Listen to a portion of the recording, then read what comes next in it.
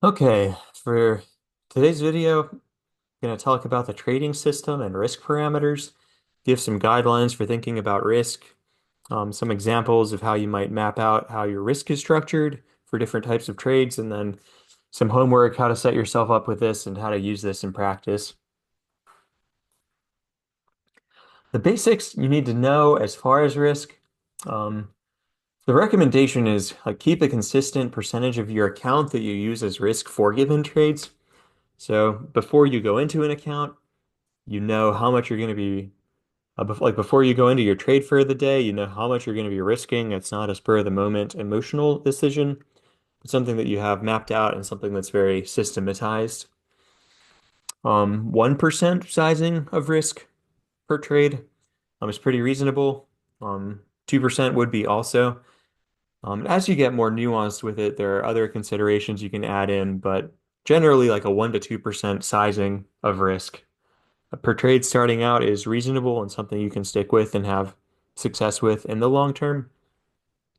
When I say, for example, 1% sizing, I mean that if you get stopped out, you lose 1% of your account balance. So if you're trading with a 10K account and you get stopped out, you lose $100.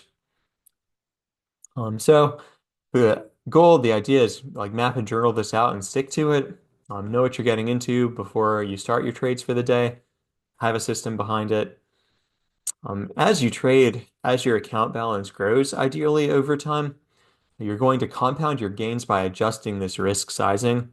So if you start with a 10K account and you get up to 12.5K, um, you would increase your risk sizing by a quarter to match this growth in your account. And as efficiently as you're able to resize your risk, that would be the compounding factor.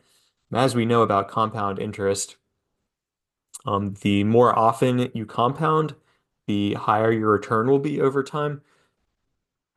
Um, which is, what gives compound interest the edge and makes it so crazy and something that gets so out of hand so fast.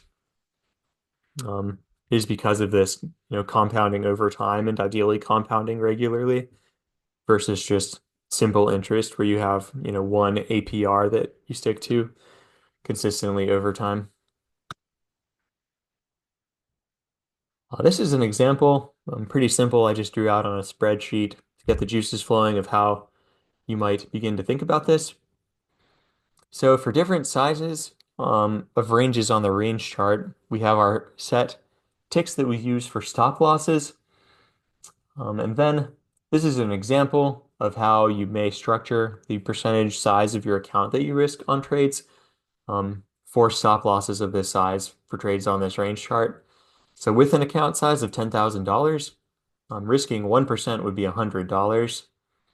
Um, Risk per ES contract, the ES is $12.50 per tick, and then the MES, which is the micro ES, is $1.25 per tick. So in order to get $100 of risk with a 20 tick stop loss, you would be trading 4 contracts of ES.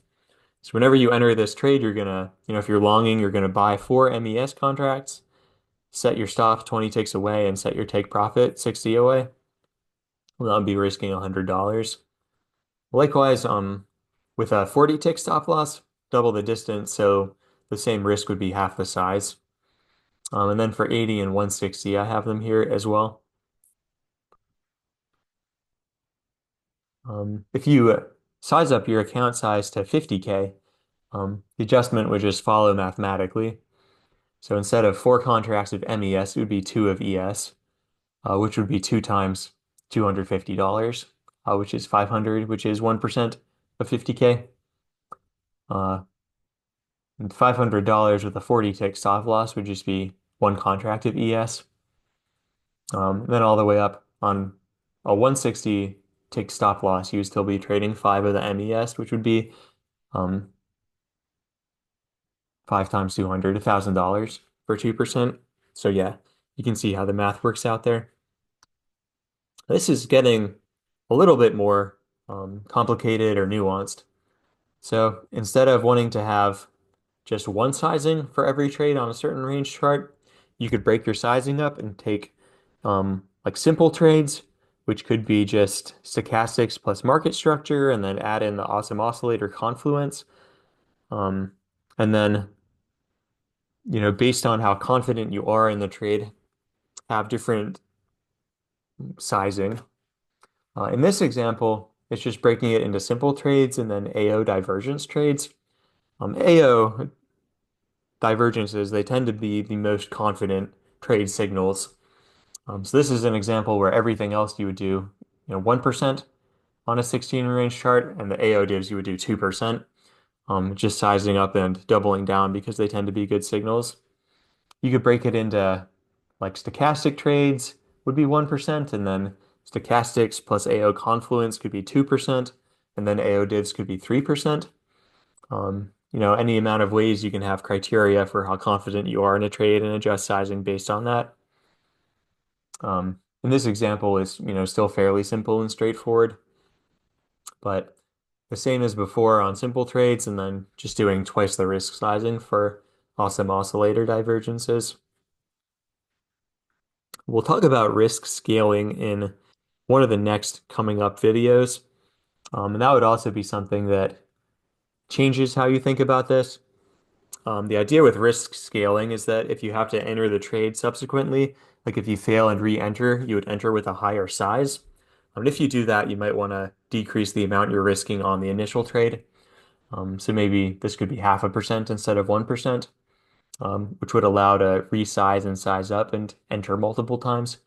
Again, this is just a baseline, kind of assuming you're just clicking the button one time and then leaving the trade.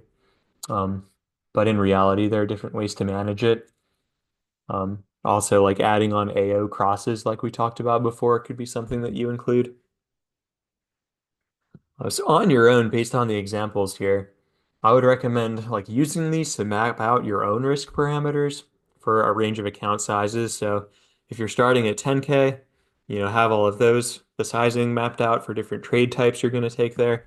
And then you could do 12.5K, 15K, 20K, 25, etc.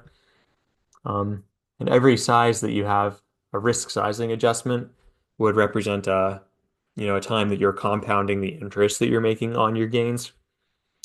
So you don't have to go off the deep end and go completely overboard with this.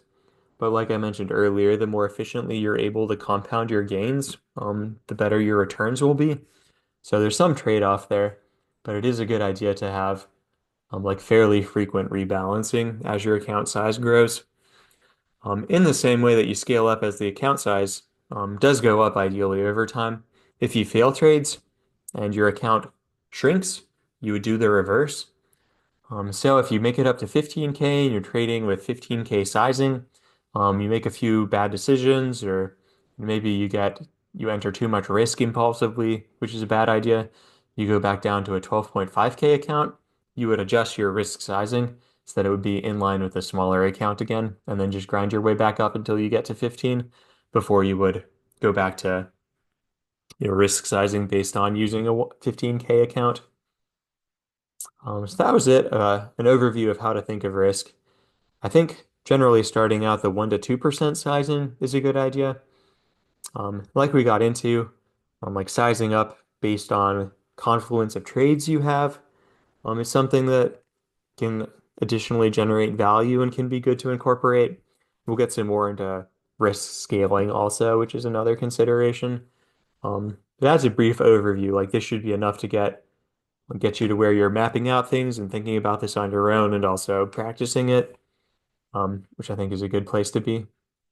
I'm gonna cut stuff off right there. Hope this was helpful.